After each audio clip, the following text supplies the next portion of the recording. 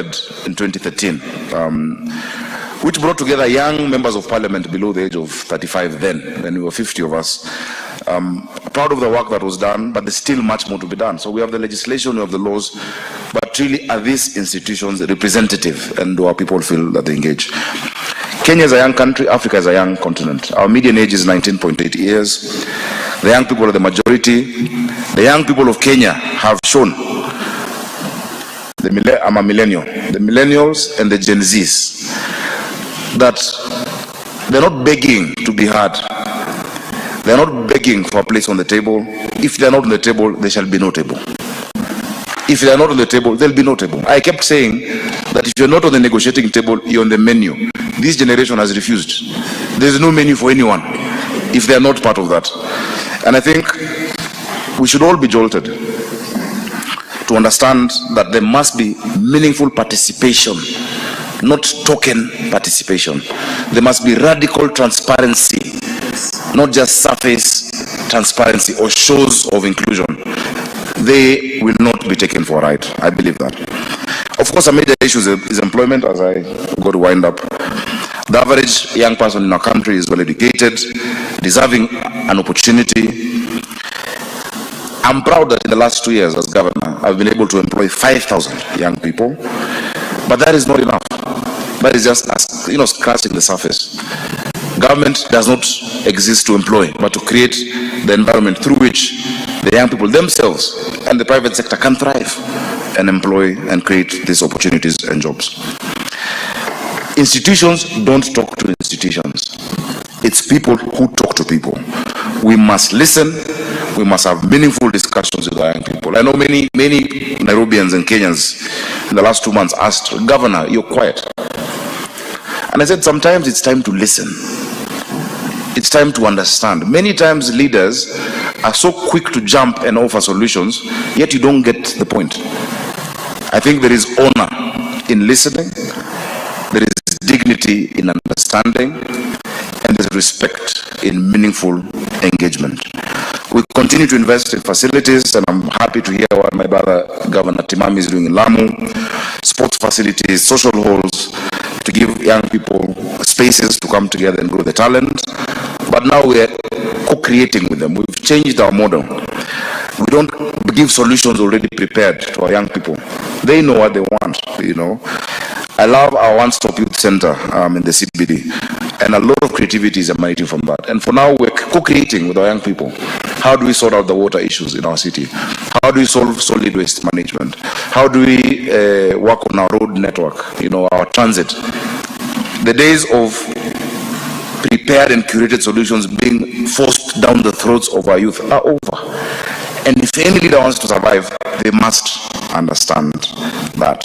One of the things I did when I got into office, and our administration we did, was to ban a very archaic rule that was there in Nairobi for decades, that you couldn't take photos in the CBD. It was a very stupid rule. Today, if you walk in the streets of Nairobi on a Saturday or on a Sunday, you'll see hundreds of young people with their cameras, with their video cameras, with their phones, with umbrellas that have lights, doing work, earning a living through their creativity. It didn't cost us money. It just needed us to listen to them. Many today can earn a livelihood from their talent. Next week, we'll be opening Nairobi's Innovation Week, an initiative that primarily brings together various players in the tech sector and young people. In its second year, it's an important platform as we navigate the rapidly evolving landscape of technology and co-creation of solutions in this urban setting. I believe in the value of investing in our young people. I still consider myself young. In our country, if you're below the age of 60, you're young. You're a young politician. You're very young. So when I see what we call the young tax saying they're young, I think politically I'm like a fetus, So I believe in the value of investing in our young people, in empowering them more, in giving them opportunities. For now, it remains only to say, my fellow young people, I believe in you, the young people of Africa, the young people of Kenya, the young people of Nairobi. I believe in your diligence, in your intelligence, in your patriotism. I know you love our continent. I know you love your countries. and that you want to make something out of yourselves. And I promise, together with many of my colleagues, that we will do everything in our power to make those dreams come true. May God bless you. I wish you a nice time in Nairobi. For those who are visiting, welcome to the green city in the sun. Welcome to the city that doesn't sleep. Please enjoy the city of Nairobi. Don't just stay in the UN complex. Nairobi has a lot to show and to offer. First, it's the only capital in the world where you can be looking at animals in their natural, untouched, unspoiled habitat, and in the background, you have the skyline of a modern capital, and that's the Nairobi National Park. Secondly, it is in Kenya. For those who are not from Kenya, it is in Kenya that the earliest fossils of humankind were found, in Turkana. So it is everyone's home. So welcome back home. Please take time to enjoy the sights and sounds of Nairobi and of our country. God bless all of you.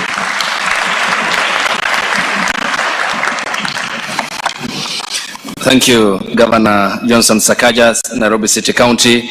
Much appreciated for your insightful thoughts. And I bet you're not 40 plus yet. No.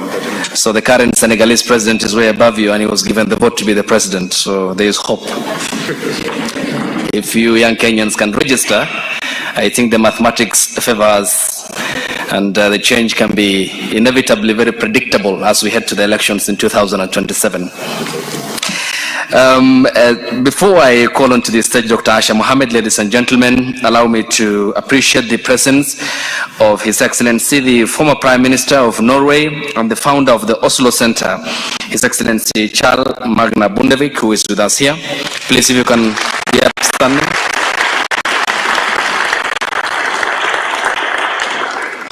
Yes, you founded an organization that has immense democratic credentials and championed for the same across the globe, and later we'll be hearing from you in the first panel. Dr. Asha Mohammed is the permanent representative of the IFRC to the African Union in Ethiopia. She formerly served as the Secretary General of the Kenya Red Cross and has vast experience in humanitarian affairs and has been a champion of the same. Daktari, welcome.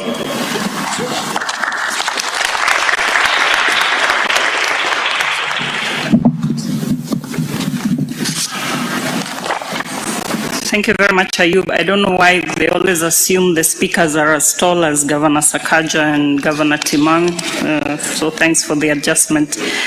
I will ask that I will take a few more minutes if that happens, because I am the only woman in this panel. So I will be speaking on my behalf and on behalf of another woman who should have been on the panel. And I think by default there was an empty chair there. I don't think it was a design, but that meant the gods were speaking that another woman should have been sitting there. But on a light touch. His Excellency, Mr. Bondevik, Oslo Center founder and former Prime Minister of Norway, His Excellency Honorable Kalonzo Musyoka, former Vice President of Kenya, Excellencies, Governors, Excellencies, Ambassadors, and members of the Diplomatic Corps, Honorable Members of Parliament, the Executive Chairman of Oslo Center, I call him Finn, a very good friend and a partner in crime, distinguished guests, esteemed colleagues, and vibrant youth from across Africa, all protocols observed. Good morning. Good morning. It is indeed an honor to be here today at the Africa Youth Forum hosted by the Oslo Center. I would like to extend my heartfelt gratitude to the Center and its Executive Chairman for this invitation. Your continued commitment to democratization and citizen engagement in Africa is commendable and crucial for all our collective progress. For those who don't know, IFRC stands for the International Federation of Red Cross and Red Crescent Societies, with a membership of 191 national Red Cross and Red Crescent societies globally. So I will be using IFRC in short because it's a very long name. Today's theme, Breaking Barriers Through Intergenerational Dialogue, could not be more timely or significant. We are at a pivotal moment in history where the voices of young people are more crucial than ever in shaping a sustainable future for not only our continent but the world at large. Additionally, this forum takes place as we prepare to commemorate the World Humanitarian Day on Monday, 19th August. This year's theme is Act for Humanity, Ending Violence Against Humanitarian Workers. We have continued to witness the killings of civilians and humanitarian workers in line of duty. Since the beginning of this year, the IFRC has lost staff and volunteers in several countries. In Sudan, for example, a volunteer was killed recently while giving first aid to an injured civilian. Majority of those killed have been young people who have dedicated themselves to saving the lives of their brothers and sisters, even while knowing that means putting their lives at risk. Young people are pillars of the IFRC network, and globally we have more than 16 million volunteers. Volunteers are our strength, they are what defines us, and they help make the world a safer and more peaceful place every single day. The majority of these volunteers are young people. In Africa alone, 80% of our volunteers are young people, and I have seen a number of them here, Ali and others, who have grown through the Red Cross system. As IFRC, we also partner with the Office of the African Union Youth Envoy in mobilizing and facilitating the contribution of Africa's young people to the Africa Union 2063 agenda, the Africa we want, an integrated, prosperous, and peaceful Africa. The Red Cross and Red Crescent Network places youth at the core of its mission and mandate, involving them as leaders, volunteers, and members of the affected communities. On leadership and governance, our network is benefiting from engaging young people at all levels of governance and management through platforms and mechanisms such as global, regional, and sub-regional networks. These platforms provide statutory means for youth to contribute to our movement's work. Regionally in Africa, we have the IFRC Africa Youth Network, which advocates for youth involvement and participation towards achieving continental progress.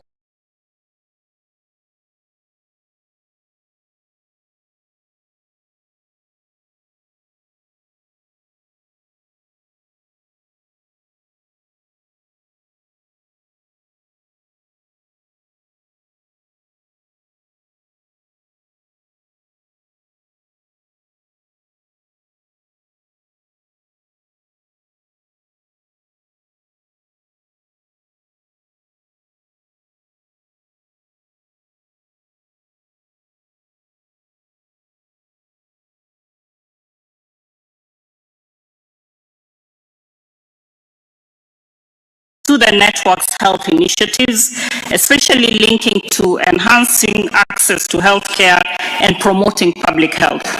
As part of Africa CDC's Saving Lives and Livelihoods initiative in partnership with MasterCard Foundation, the Red Cross Red Crescent Network reached last year 234 million people across 32 countries in Africa through risk communication and community engagement for COVID-19 vaccination uptake.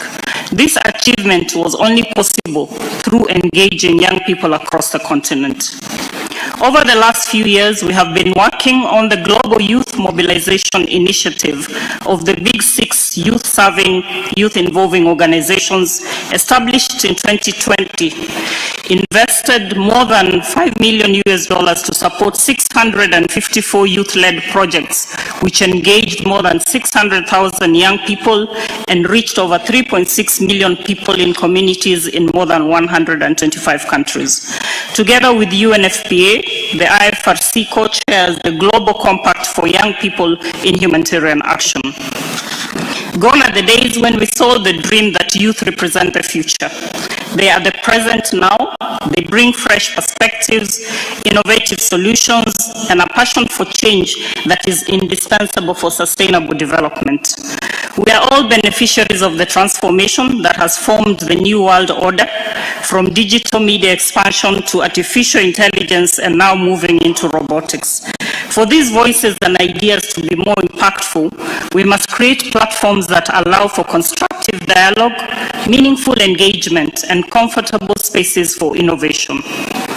The African youth have significantly contributed to the humanitarian sector, showcasing their leadership, innovation, and resilience in addressing complex challenges across the continent. Their involvement spans various areas, including disaster response, health, education, and social justice, making them indispensable actors in the humanitarian landscape. African youth have been at the forefront of disaster response initiatives, particularly in regions affected by conflicts, natural disasters, and epidemics. Through volunteerism, grassroots mobilization, and the use of digital platforms, young people have played a crucial role in providing immediate relief and long-term recovery support to affected communities. For instance, during the Ebola outbreak in West Africa, youth volunteers and organizations were instrumental in spreading awareness, providing medical assistance, and supporting quarantine measures. Their efforts were pivotal in curbing the spread of the virus and aiding the recovery of affected regions. As leaders, young people have provided effective leadership in the mobilization and coordination of humanitarian efforts. Young Africans have also made substantial contributions to health and education, advocating for better access to services and resources for marginalized communities. Through campaigns, youth-led NGOs, and community projects, they have addressed issues such as mental health, HIV and AIDS, mental health, maternal health, and the need for quality education. In countries like Kenya and South Africa, youth-driven initiatives have led to the establishment of community health programs and educational scholarships that have positively impacted the lives of thousands of people.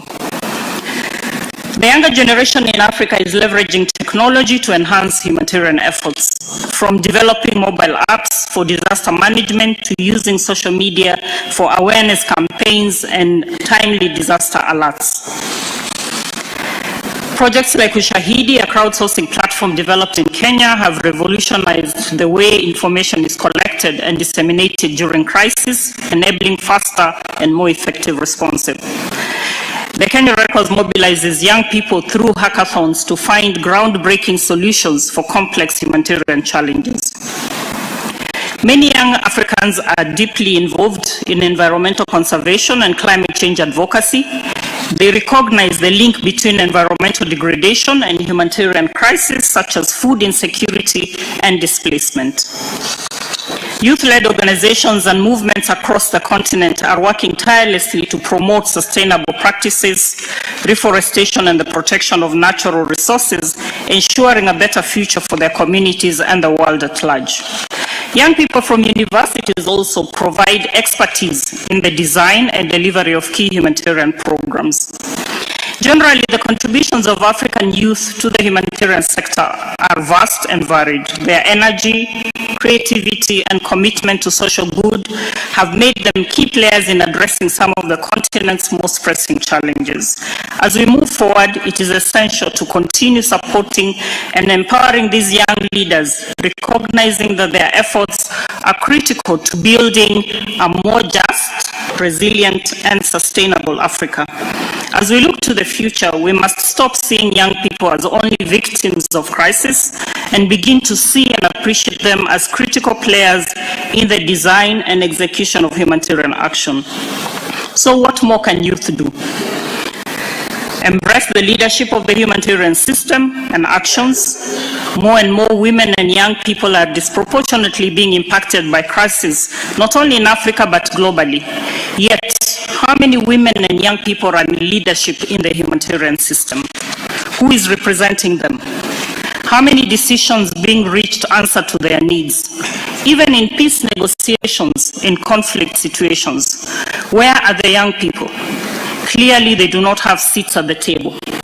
I urge all of us here today to work together in breaking these barriers.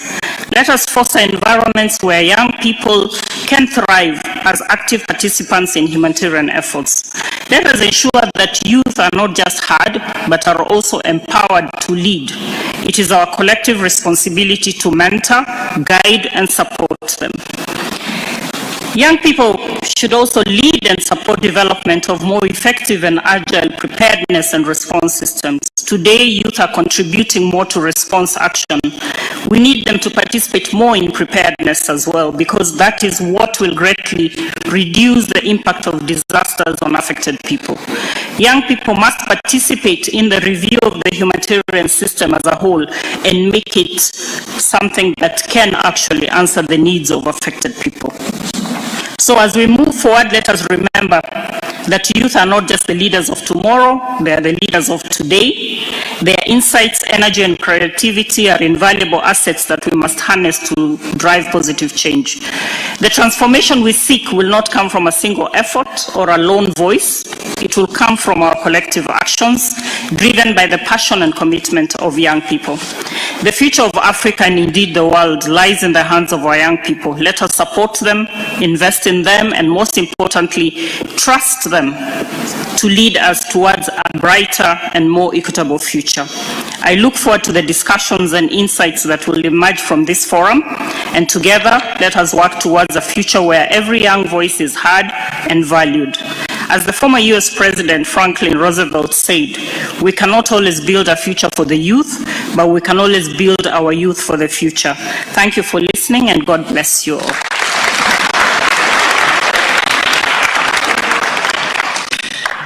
Thank you, Dr. Asha Mohammed, and you are within time. Much appreciated for your time management. So again, before I call on to the stage our next speaker, to again re-emphasize the message, please let's use the hashtag. It's there displayed, Youth Forum on all social media platforms. It's also live streamed on Facebook and also on X, formerly Twitter. We want to hear your feedback. It's not going to be a conversation that comes from one end. It ought to be a conversation with you as well, to develop that channel so that we can hear your feedback as well. Next up is His Excellency Dr. Senior Counsel Stephen Kalonzo Musyoka, our former Vice President and the leader of the Wiper Party, onto the stage. Karibu.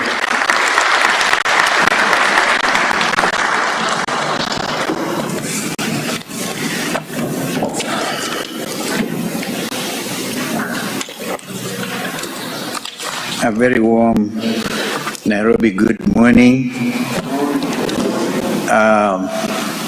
Excellency, former Prime Minister of Norway, I'm so happy to see you again. The founder of Oslo Center.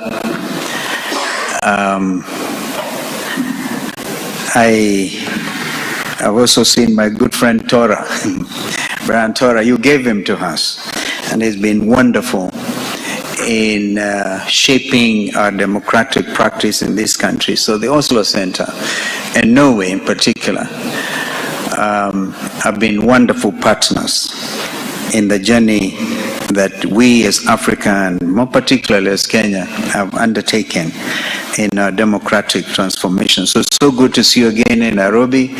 I have a problem with pronouncing Norwegian names because they're not easy, including that of Finn, the executive chair of the Oslo Center. I also want to recognize my fellow panelists here, Governors Timami of Lamu and Sakaja of Nairobi, and our sister Dr. Asha, who has been so elaborate in identifying the role of the youth.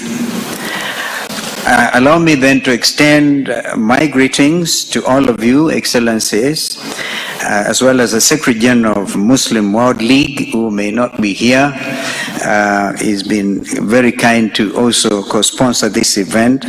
Distinguished visitors, fellow leaders and elders, and our youth present today at this place, which is also very significant, the only UN headquarters in the whole of the third world. Whenever I come to Gigiri, I remember the long journey of how the late Secretary General Kofi Annan had to go out of his way to make Nairobi a UN headquarters at the same level as New York and Austria and Geneva, then Nairobi. So it's wonderful to be back at UN headquarters in Gigiri. It's also both an honor and a joy to be here today to formally start this important conference, which is being co-hosted, as I said, by the Oslo Center and the Muslim World League. I want to express my heartfelt appreciation to the Secretary General, the Executive Chairman of Oslo Center, and the Country Director of Oslo Center in Kenya and Somalia, on Phoebe Mungai. She's been wonderful in also helping political parties in our country to get along. Ladies and gentlemen, the subject of breaking barriers through intergenerational dialogue is so timely because the youth in Kenya have actually shown the way. They've literally broken the barriers. And I'll elaborate and illustrate that example of the Kenyan youth. In Africa's current socioeconomic and political landscape, the theme of breaking barriers through intergenerational dialogue is equally vital. That this conversation is taking place in Nairobi, as I said, is absolutely and as it turns out, very timely. Africa's youth population is one of our most valuable assets. Youth are more than simply tomorrow's leaders. We've heard our sister Dr. Asha say, the leaders of today. They offer new viewpoints, unlimited energy, tribeless structures, and a desire to innovate, which may propel our continent ahead.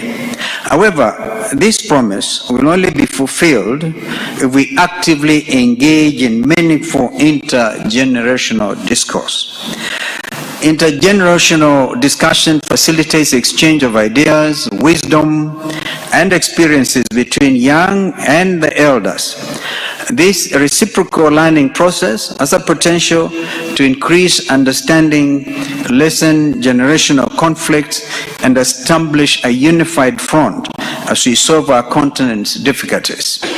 This type of discourse allows us to overcome gaps, share our rich past, and collaborate on sustainable development.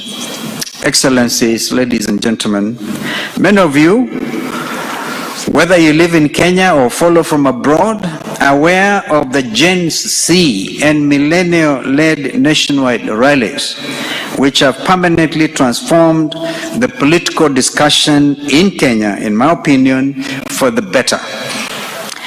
Disenchanted and alienated by the political leaders, Kenyan Gen Zs and millennials use their constitutional rights, notably under Articles 1 and Article 37 of our country's Constitution 2010, and organize weekly non-violent rallies via social media platforms. Amazingly, at some of those forums, they would call political rallies, which would record upwards of 800,000 in attendance. I've been, as Governor Sakaja said, in political leadership, but I can't remember any time we could get together a rally in excess of 800,000, but our youth were able to do that. Sadly, state-sanctioned brutality greeted these non-violent rallies against a harsh Finance Bill 2024, bad governance, rampant corruption, outrageous affluence, and an executive in flight mode. Kenyans will understand what I mean by that. Hundreds more were injured by acts of police brutality, and over 50 young Kenyans lost their lives as a result of police gunshots. Many others, including 4th Estate members, have been singled out for kidnapping and hijacking, and I'm afraid this practice seemingly continues. In addition to the peaceful Mandamano protests of previous year, during which the security agencies killed over 75 innocent people and injured hundreds more, we calculate that over 300 young Kenyans have lost their lives, especially in light of the unclaimed bodies in some of our city morgues, because they dare to engage in dialogue. because they dared to break this intergenerational barrier. Now, the Kenyan youth did not opt for the streets because it was an option. They expressed their reservations and dissatisfaction through the public participation process at the county and national levels. Kenyans wrote to their representatives and signed online petitions. Be they young, middle class, or elderly, Kenyans encountered a plethora of silence and ambivalence. They were lectured down from the rooftops of their luxury four-wheel drive vehicles that they did not know what they were asking for, and that this regime knew what they were doing. In other words, until many years later, the only conversation any Kenyan could have, whether it be intergenerational or not, was at the voting booth. But Kenyans used to say, no, the game has changed. That was a message from our colleagues in the ruling coalition. We call them Kenya Kwanza. They said simply wait. If you have anything to do, to say, wait until 2027. Our young Kenyans, despite and in spite of such carelessness, chose the constitutionally protected role of peaceful picketing and demonstrations because it was their only alternative. One may wonder, did this path accomplish any real and long-lasting change? Yes, unequivocally, yes, ladies and gentlemen. The whole cabinet was disbanded. The Inspector General of Kenya Police Services tendered his resignation. The government spokesperson apologized unreservedly for public officials' extravagant and wanton spending and opulence. The President of Kenya was grounded in Nairobi for the first time since taking office.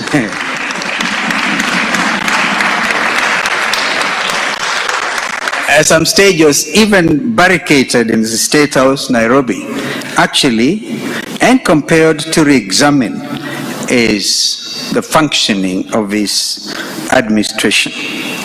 Excellencies, ladies and gentlemen, Kenya's Gen Z, we call them Generation Z, has made significant contribution to the country's political trajectory by breaking down barriers via constitutional discussion, for which our nation remains truly grateful going to the future.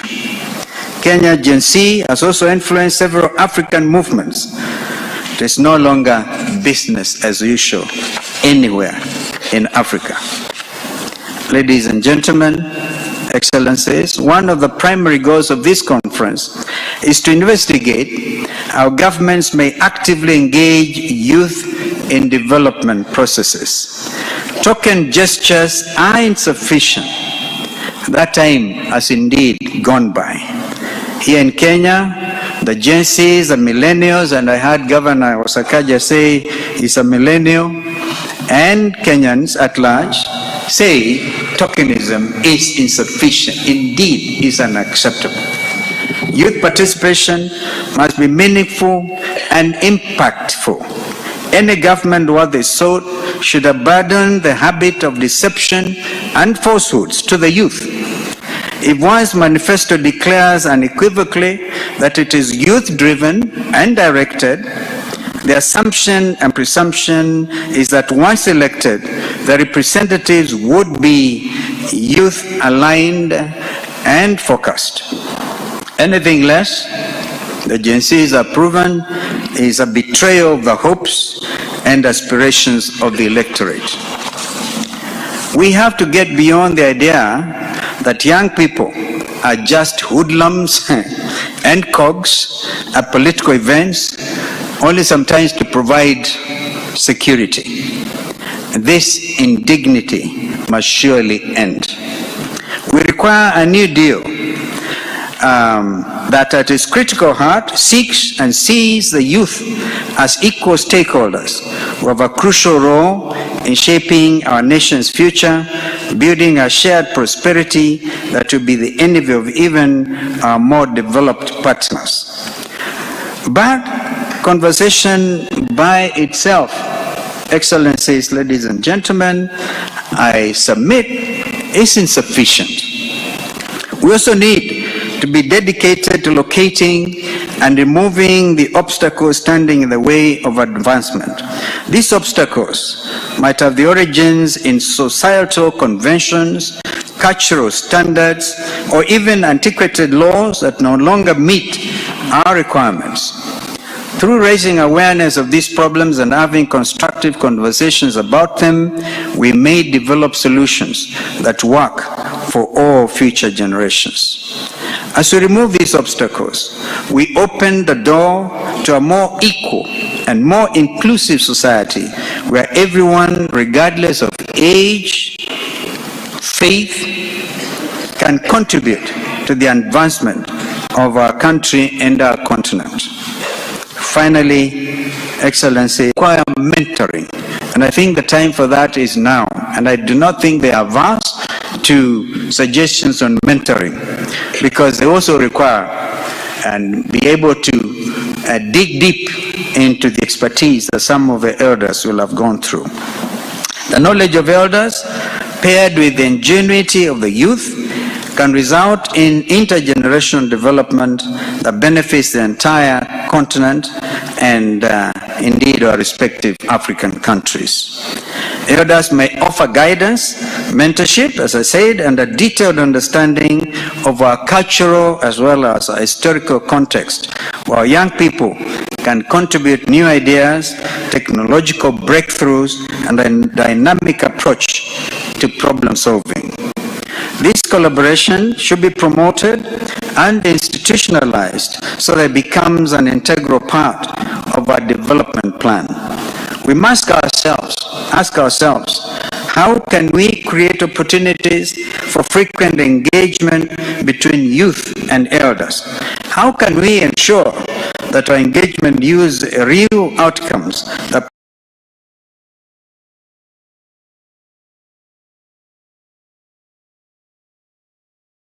propel our countries forward? These are some of the questions, Excellencies, ladies and gentlemen, that I think will require addressing even at this forum. And I want to thank you, I want to take this opportunity to thank you and wish this conference great success, because anything comes to Nairobi from the continent is well appreciated. And in fact, even in terms of climate change conversations, a lot of things happen in the capital city of Nairobi, and therefore it's our privilege always to receive our African brothers, and particularly at this particular time, the youth from our continent. May God bless our own country here and bless the African continent. I thank you.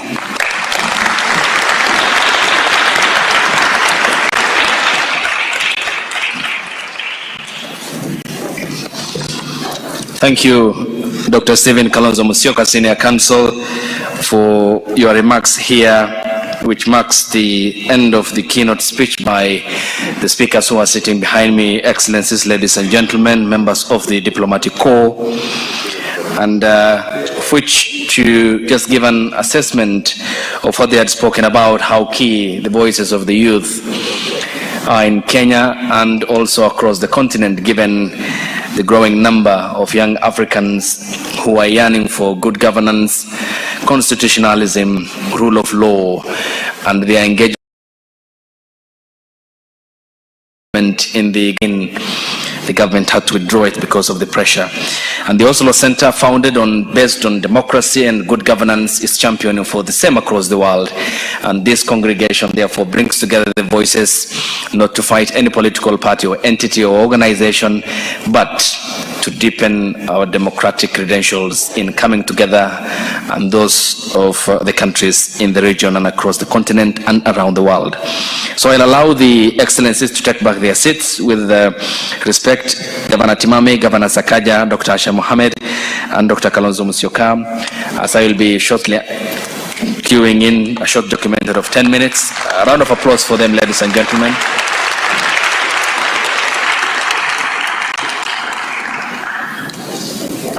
We thank you for your remarks, and will shortly be having the documentary once they get back to their seats. So all your spaces are marked for the sitting arrangements, ladies and gentlemen.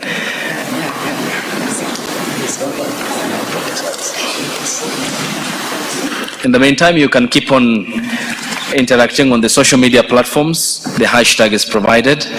And all social media platforms, live streaming on X, formerly Twitter, on Facebook, and also on Instagram, where we'll later have your feedback here as our able speakers take back their seats. Are we ready with the documentary? Okay. So I think now we are good to go. So it's a 10-minute documentary, and this is